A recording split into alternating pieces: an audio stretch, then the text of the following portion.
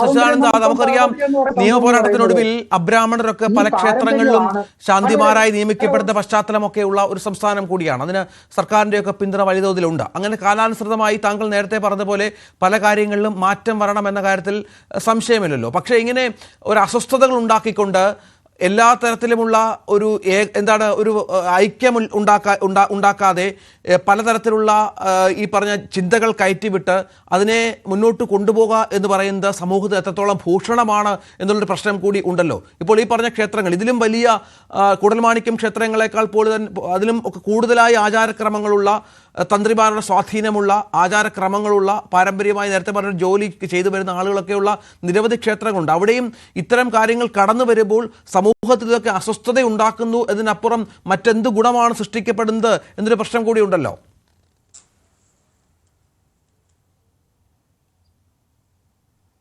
ഈ ക്ഷേത്രങ്ങളെന്ന് പറഞ്ഞാൽ ദേവസ്വം ബോർഡ് ക്ഷേത്രങ്ങൾ മാത്രമല്ല, കൂടൽമാണിക്യത്തിലും ഗുരുവായൂരിലും അതുപോലെ ചോറ്റാനിക്കരയിലും ഏറ്റുമാനൂരിലും ഇങ്ങനെയുള്ള പ്രമുഖമായ ക്ഷേത്രങ്ങൾ പോലെ തന്നെ ധാരാളം ക്ഷേത്രങ്ങൾ അധസ്ഥിത പിന്നോക്ക ജനവിഭാഗങ്ങൾ നടത്തുന്നുണ്ട്. അവിടെയൊന്നും കഴകക്കാരില്ല. ഞാൻ കഴിഞ്ഞ ദിവസം വിശ്വകർമ്മജരുടെ ഒരു ക്ഷേത്രത്തിൽ പോയി. എത്ര ഗംഭീരമായി ഭംഗിയായിട്ട് അവർ ക്ഷേത്രം നടത്തുന്നു. അവിടുത്തെ ദൈവീക കാര്യങ്ങൾക്കൊന്നും ഒരു കുറവുമില്ല. ഭേദവ്യത്യാസമില്ലാതെ എല്ലാവരും അവിടെ ചെന്ന് തൊഴുത് പ്രാർത്ഥിക്കുന്നുണ്ട്. അപ്പോൾ ഈ ശ്യാംകുമാർ ഇവിടെ സൂചിപ്പിച്ചതുപോലെ ജാതിവാദം എന്ന് പറയുന്നത് പരമ്പരാഗതമാണ്. അത് സവർണ ജനവിഭാഗങ്ങളാണ് ഇന്നും പിന്തുടരുന്നത്. ഇവിടെയുള്ള ബഹുഭൂരിപക്ഷം വരുന്ന അധസ്ഥ പിന്നോക്ക ജനവിഭാഗങ്ങളാണ് ഹിന്ദുമതത്തെ സംരക്ഷിച്ച് നിലനിർത്തിയത്. അതിനവരുടെ മേൽ ചാട്ടവാറടി എപ്പോഴും അത് കെട്ടിക്കൊണ്ടിരിക്കുക. അവർക്ക് എത്ര കാലം അവർ സഹിക്കും? സഹിക്കാൻ പറ്റാത്ത ആളുകളാണ് മതം വിട്ട് മറ്റതിലേക്കൊക്കെ പോയത്. ഇപ്പോഴും പോയിക്കൊണ്ടിരിക്കുകയാണ്. ഈ ഹിന്ദു ഐക്യം പറയുന്ന, അതിനുവേണ്ടി ശ്രമിക്കണമെന്ന് പറയുന്ന രാഹുൽ ഈശ്വരെ പോലെയുള്ള ആളുകൾ സമവായം വേണം. ശരി, സമവായം നല്ലത് തന്നെ. പക്ഷെ ഗുരുദേവൻ അരുവിപ്പുറത്ത് ശിവപ്രതിഷ്ഠ നടത്തിയത് എങ്ങനെയാണ്? ധീരമായൊരു പ്രവൃത്തിയാണ്. അന്ന് ആ ധീരമായ പ്രവൃത്തി ചെയ്തില്ലായിരുന്നുവെങ്കിൽ നമ്മുടെ ആധുനിക കേരളം സൃഷ്ടമാകുമായിരുന്നില്ല. ഇനി ക്ഷേത്രങ്ങളൊന്നും ഇതുപോലെ പരീക്ഷിക്കാനും സാധിക്കില്ല. അതുകൊണ്ട് കാലാനുസൃതമായി മാറ്റങ്ങൾ വരുത്തിക്കൊണ്ട് ഹിന്ദു ഐക്യമാണ് എങ്കിൽ ആ ഹിന്ദു ഐക്യം നിലനിർത്താൻ ഏറ്റവും കടമപ്പെട്ടവർ ഇവിടുത്തെ സവർണ ജനവിഭാഗങ്ങളാണ്. ഞാൻ കഴിഞ്ഞ ദിവസം KPMSൻ്റെ ഒരു യോഗത്തിൽ പോയി. ആ സമ്മേളനത്തിൽ വെച്ച് ഞാൻ സംസാരിച്ച പ്രധാനപ്പെട്ട കാര്യം, ഈ രാജ്യത്ത് വേദമന്ത്രങ്ങൾ ന സ്ത്രീ ശൂദ്രോ വേദമതീയതാം, സ്ത്രീയും ശൂദ്രനും വേദം ചൊല്ലാൻ പാടില്ല, ഇത് ഇപ്പോഴും നിങ്ങൾ പിന്തുടരുന്നുവോ എന്ന് ചില ബ്രാഹ്മണനോട് ഞാൻ ചോദിച്ചപ്പോൾ ഞങ്ങളത് പിന്തുടരുന്നു എന്ന് പറഞ്ഞു. ഞാൻ പറഞ്ഞ കാലാനുസൃതമായത് മാറ്റം വരണം. നിങ്ങൾ വേദവും മന്ത്രവും ഒക്കെ അധസ്ഥിതർക്ക്, പിന്നോക്കർക്ക്, ദളിതർക്ക്, സ്ത്രീകൾക്കെല്ലാം ഉപദേശിച്ചു കൊടുക്കണം. എങ്കിൽ മാത്രമേ ഹിന്ദുമതം നിലനിർത്തുവാൻ, സംരക്ഷിക്കുവാൻ സാധിക്കുകയുള്ളൂ. ഈ ബഹുഭൂരിപക്ഷം വരുന്ന അയിത്ത പിന്നോക്ക ജനവിഭാഗങ്ങളെ അടിച്ചമർത്തിക്കൊണ്ട് അവരുടെ പൈസയൊക്കെ ഞങ്ങൾക്ക് ആവശ്യമാണ്, അവരുടെ സാന്നിധ്യമൊക്കെ ഞങ്ങൾക്ക് ആവശ്യമാണ്, പക്ഷേ അവരിൽ ഒരാളെപ്പോലെ ഞങ്ങൾ ജോലിക്കൊന്നും വെക്കില്ല എന്ന് പറയുന്നത് തികച്ചും അനീതിയാണ്. അവിടെ ഈ സമവായം, എങ്ങനെ സമവായം ഉണ്ടാക്കാൻ സാധിക്കും? സമവായം ഉണ്ടാക്കേണ്ടത് സവർണ ജനവിഭാഗങ്ങളാണ്. അവരുടെ ഹൃദയത്തിന് വിശാലത ഉണ്ടാകണം. ഇപ്പോൾ കഴിഞ്ഞ ദിവസം അവിടെ ഈ കഴകക്കാരനെ നിർത്തിയതിൻ്റെ പേരിൽ അവിടെ ശുദ്ധികർമ്മം നടത്തിയെന്ന് പത്രങ്ങളിൽ വായിച്ചു. തന്ത്രിമാർ ശുദ്ധികർമ്മം നടത്തിയത്രേ. ഞാൻ പറയുന്നു, ആ ശുദ്ധികർമ്മം ഈ തന്ത്രിമാരുടെ ഹൃദയത്തിലാണ് ഉണ്ടാകേണ്ടത്. അവിടെ കുറച്ച് തീർത്ഥം തളിച്ച് കുറച്ച് മന്ത്രം ജപിച്ചത് കൊണ്ടൊന്നും കാര്യമില്ല. തന്ത്രിമാരുടെ ഹൃദയത്തിൽ ശുദ്ധി ഉണ്ടാകണം. അവരെ എല്ലാ ജനവിഭാഗങ്ങളെയും തുല്യമായി കാണാനുള്ള ഒരു മനസ്ഥിതി ഉണ്ടാകണം. പിന്നെ ജോലികൾ, അത് ഇന്ന് കാലത്തിന് മാറ്റം വന്നപ്പോൾ വാര്യ സമാജം മാല കെട്ടുന്ന ജോലി മാത്രമാണ് ചെയ്യുന്നത്. മറ്റു ജോലികൾ എത്രയോ ആളുകൾ ചെയ്യുന്നുണ്ട്.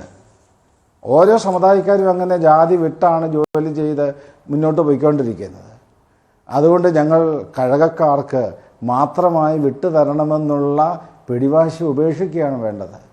മറ്റ് ജനവിഭാഗങ്ങളെ കൂടി ഉൾക്കൊണ്ടുകൊണ്ട് അവരുടെ വികാരത്തെ മാനിച്ചുകൊണ്ട് ഹിന്ദു സമുദായത്തിൻ്റെ ഐക്യമാണെങ്കിൽ അതിന് വിശാലമായ ഹൃദയമുണ്ടാകണം എന്നാണ് ഈ അവസരത്തിൽ പറയാനുള്ളത്. അത് താങ്കൾ ഈ പറഞ്ഞത് വളരെ പ്രമുഖമായ, വളരെ ഈ പറഞ്ഞ പോലെ പ്രാധാന്യമുള്ളൊരു സന്ദേശമാണ്. പക്ഷെ അതിനുള്ള ഇത്തരം കാര്യങ്ങൾ മുന്നോട്ട് വെക്കുമ്പോൾ സമൂഹത്തിനുള്ള പിന്തുണ എത്രത്തോളം ഉണ്ടാകുന്നു, പ്രത്യേകിച്ചും മുന്നോക്ക സമുദായത്തിന്റെ പ്രധാനികളുടെ ഭാഗത്ത് നിന്ന് എന്നൊരു പ്രശ്നമുണ്ടല്ലോ. പലരും ഇത് ഹിന്ദു ഐക്യം എന്ന് പറയും എങ്കിൽ പോലും അതിനെ യാഥാർത്ഥ്യമാക്കാനുള്ള ശ്രമം ആത്മാർത്ഥമായി ആരുടെയൊക്കെ ഭാഗത്ത് ഉണ്ടാകുന്നുണ്ട് എന്നൊരു പ്രശ്നം കൂടി ഉണ്ടല്ലോ സ്വാമി. അല്ല, അതിലൊരു അവസരം വേണം. അത് സ്വാമി പറഞ്ഞതിന് ബാക്കി പറയാനുണ്ട്. സ്വാമി തിരിച്ചു വരാം, താങ്കളിലേക്ക് വരാം സ്വാമി സച്ചിദാനന്ദ.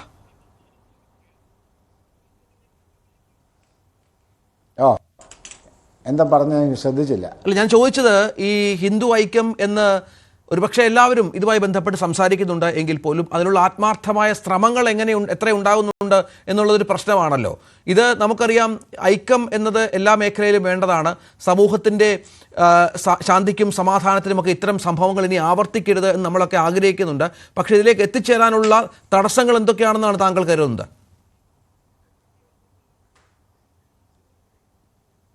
ഇതിന് പ്രധാനപ്പെട്ടമായ തടസ്സം ബ്രാഹ്മണരുടെ സവർണ ജനവിഭാഗങ്ങളുടെ മനസ്സിന് മാറ്റം ഉണ്ടാകണം.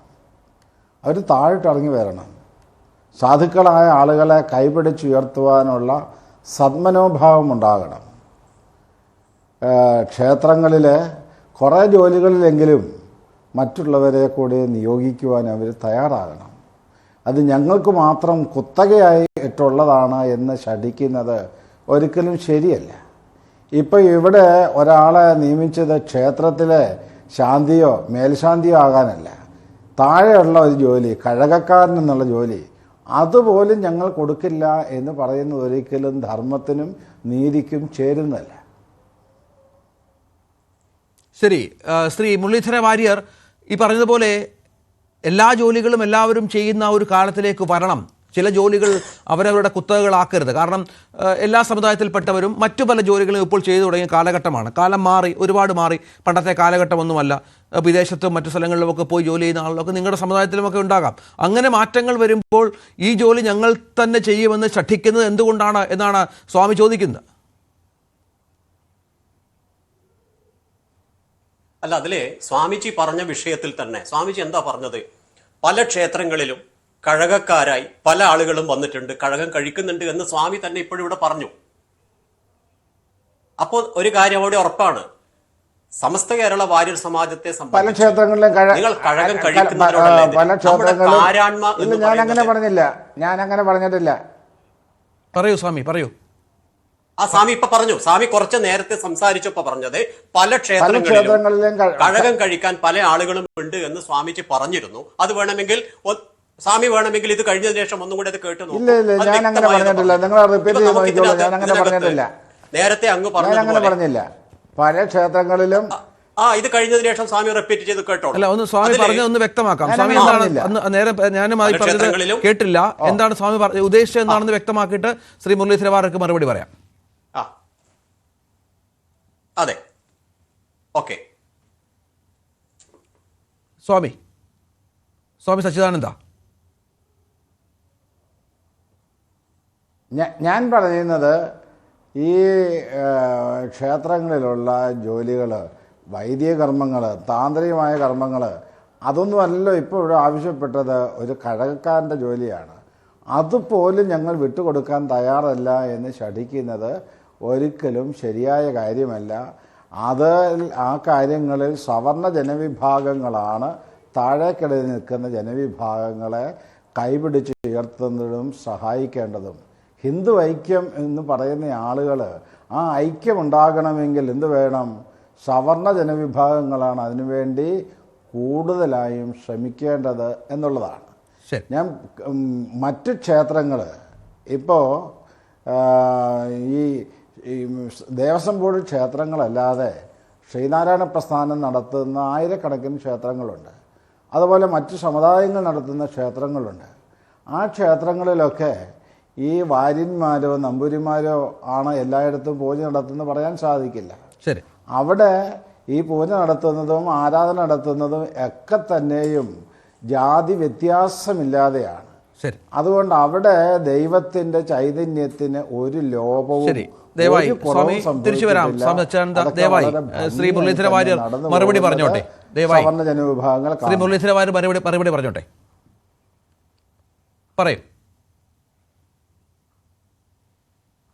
അല്ല, അതില് ഈ കഴകം എന്നത് ഒരു കാലഘട്ടത്തിൽ നേരത്തെ പറഞ്ഞതുപോലെ ഓരോ ക്ഷേത്രത്തിന്റെ സമീപത്തും ഓരോ ക്ഷേത്രത്തിന്റെ കാര്യങ്ങൾക്ക്, അവിടുത്തെ ദേവന്, അവിടുത്തെ ആചാരങ്ങൾക്ക്, അവിടുത്തെ അനുഷ്ഠാനങ്ങൾക്കനുസരിച്ചാണ് ഓരോ വിഭാഗക്കാരെ ഈ ക്ഷേത്രത്തിന്റെ സമീപത്ത് കൊണ്ടുപോയി താമസിപ്പിച്ചതും. ആ കാലഘട്ടത്തിൽ ഒരു സാമ്പത്തികമില്ലാത്ത കാലഘട്ടത്തിലും ക്ഷേത്രത്തിലെ ദേവനെ സ്വന്തം വാര്യങ്ങളിൽ നിന്നോ സ്വന്തം ഇല്ലങ്ങളിൽ നിന്നോ നിവേദ്യത്തിന് കൊണ്ടുപോയി ദേവന് നിവേദ്യ കാര്യങ്ങൾ അനുഷ്ഠിച്ച കാലഘട്ടമുണ്ട്. അന്നൊന്നും ഈ കാരാണ്മയുടെ കാര്യത്തിലോ ഈ അനുഷ്ഠാനത്തിന്റെ കാര്യത്തിലോ ആരും മുന്നോട്ട് വന്നിട്ടില്ല. ഇപ്പോ സാമ്പത്തികമായ കാര്യങ്ങൾ വരുമ്പോഴും മാത്രം നമ്മൾ ഒരു വിശാല ചിന്താഗതി ആവണമെന്ന് പറയുന്നതിലും ചില ലോജിക്ക് എവിടെയോ അതിന്റെ തപാകതയുണ്ട്. മറ്റൊന്ന്, കഴകം തരുന്നതിൽ എന്താണ്? കഴകം സ്വാമി കഴകം കഴിക്കുന്നതിലേക്കും വാര്യർ സമാജത്തെ സംബന്ധിച്ച് അതിനൊന്നും വിരോധം പറഞ്ഞിട്ടില്ല. മറിച്ച് ഒരു കാരാണ്മയെ ഇല്ലാതെ കണ്ടാക്കി മറ്റൊരു കഴകക്കാരനെ അവിടെ നിയമനം കൊടുക്കുന്നതാണ് സമസ്ത കേരള വാര്യർ സമാജത്തിനെ ഏറ്റവും അധികം വേദനിപ്പിക്കുന്നത്. അവിടെ ആ കാരാണ്മ ഒരു കാരാണ്മ അവിടെ ഇരിക്കെ 12 മാസം 12 കഴകം നടത്താൻ അവിടെ ആളുകൾ ഇരിക്കെയാണ് ഇങ്ങനെ ഒരു നിയമനം വരുന്നത് എന്നുള്ളത്.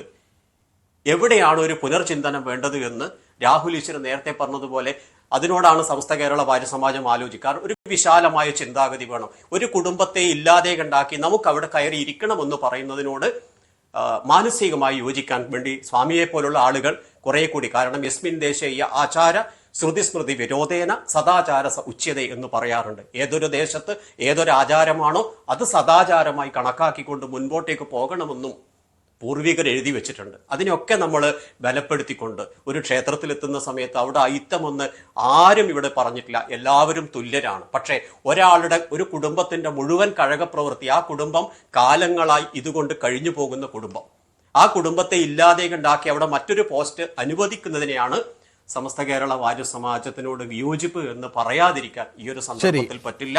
കാരണം വാര്യർ സമാജത്തെ സംബന്ധിച്ച് നമ്മുടെ പാരമ്പര്യ പ്രവൃത്തി നമ്മളിൽ അത് നിന്ന് മാറ്റിവാക്കുമുണ്ടാകുന്ന പ്രയാസമാണ് നമുക്കുള്ളത്.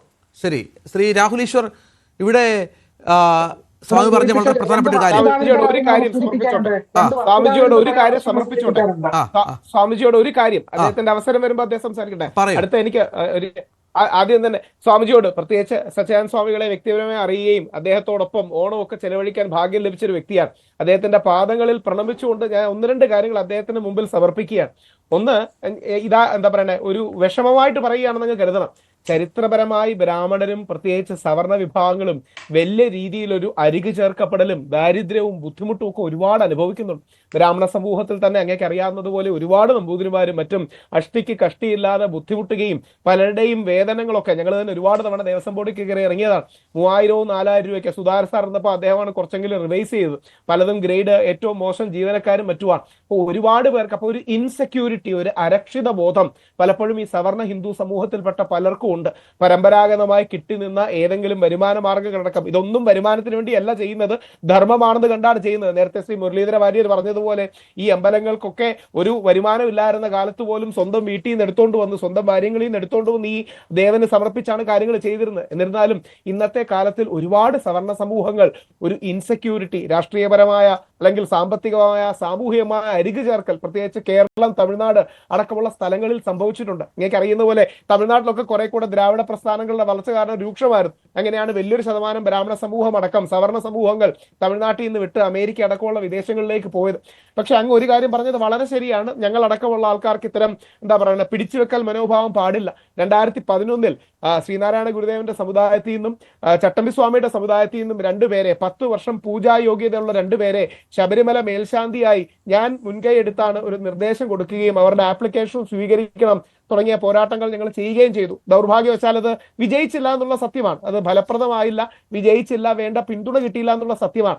അങ്ങടക്കമുള്ള മുതിർന്നവർ ഒരുപക്ഷെ ഗവൺമെന്റിലും ദേവസ്വം ബോർഡിലും ഒരു സമവായത്തിന് വേണ്ടി ശ്രമിക്കുകയും ആൾക്കാരെ വിശ്വാസത്തിലെടുക്കുക അല്ലെങ്കിൽ എല്ലാവരെയും കൂടി ഒരുമിച്ചെടുക്കുകയും ചെയ്യുന്ന ഒരു സമീപനം എടുക്കണം. കാര്യം ഞങ്ങളടക്കമുള്ളവർ പലപ്പോഴും വേണ്ട രീതിയിൽ പറഞ്ഞാൽ, പ്രത്യേകിച്ച് CPM സർക്കാർ അടക്കമുള്ള ആൾക്കാർ പലപ്പോഴും കേൾക്കാറില്ല, പല കാര്യങ്ങളിലും അനുകൂലമായ സമീപനം ഉണ്ടാകാറില്ല. അപ്പം അങ്ങ് അടക്കമുള്ളവർ ഗവൺമെന്റിനോടും ദേവസ്വം ബോർഡിനോടും ഒക്കെ എല്ലാരെയും വിളിച്ചിരുത്തി ചർച്ച ചെയ്ത് ഒരു കുടുംബത്തിനുള്ളിലെ പ്രശ്നമാണ്, ഹിന്ദു കുടുംബത്തിനുള്ളിലെ പ്രശ്നമാണ്. ആ ഹിന്ദു കുടുംബത്തിൽ നമ്മുടെ ഏറ്റവും വലിയ ആചാര്യന്മാരായും നേതാക്കളായും നമ്മൾ കാണുന്ന SNDP NSSനെയാണ്, അല്ലെങ്കിൽ ചട്ടമ്പിസ്വാമിയും ശ്രീനാരായണ ഗുരുദേവനെ ഒക്കെയാണ്. അപ്പൊ ആ അർത്ഥത്തിൽ ആ ഹിന്ദു സമൂഹത്തിനുള്ളിൽ പ്രശ്നങ്ങളുണ്ട്, ഇല്ലെന്നൊന്നും പറഞ്ഞിട്ട് കാര്യമില്ല, പ്രശ്നങ്ങളുണ്ട്. ഞങ്ങളുടെ ഇടയിൽ ചില പിടിവാശികളുണ്ട്.